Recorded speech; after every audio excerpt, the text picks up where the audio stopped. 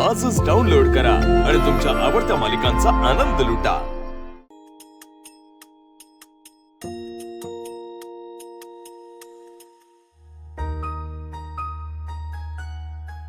Mummy थांब थांब थांब थांब, आता इंटरव्ह्यूची प्रॅक्टिस नको, परवाच झाली होती अगं। काय ग अशी एवढी टेन्शन मध्ये का दिसतेस?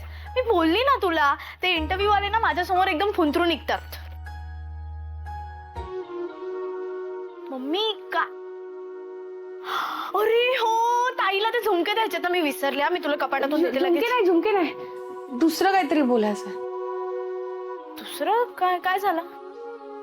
मी जर बोलली आणि बोलल्यावर तुला वाईट वाटलं तर मग मी कसं बोलू? तू आता नाही बोलली ना तर त्याचं मला वाईट वाटेल, त्यामुळे पहिले तू इथे बस आणि बोल काय झालंय ते। शरू, मम्मी काय झालंय असं? हा सांग। शरू, आज बायला बघायला मुलगा येणार आहे ना, तू घरात नसलीस तरी चालेल। म्हणजे?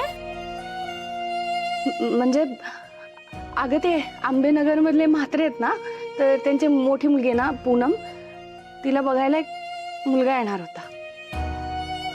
तिची धाकटी बहीण सोनाली पण त्याच्याबरोबर बाहेर आली। मग आणि त्यांनी सोनालीला पसंत केलं। मग अगं मम्मी थांब थांब थांब थांब थांब, नाही, तू काही काय विचार करतेस? मी तसं पण इंटरव्ह्यूला जाणार आहे, घरात नसणार आहे। पण जरी घरी असले असते ना तरी आपल्याकडे असं नसतं झालं। का विचार? का? कारण आपली आशुताई माझ्यापेक्षा बेस्ट आहे।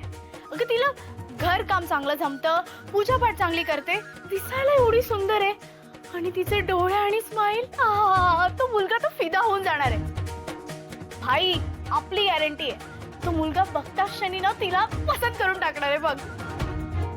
शरू किती शहाणी आहे ग।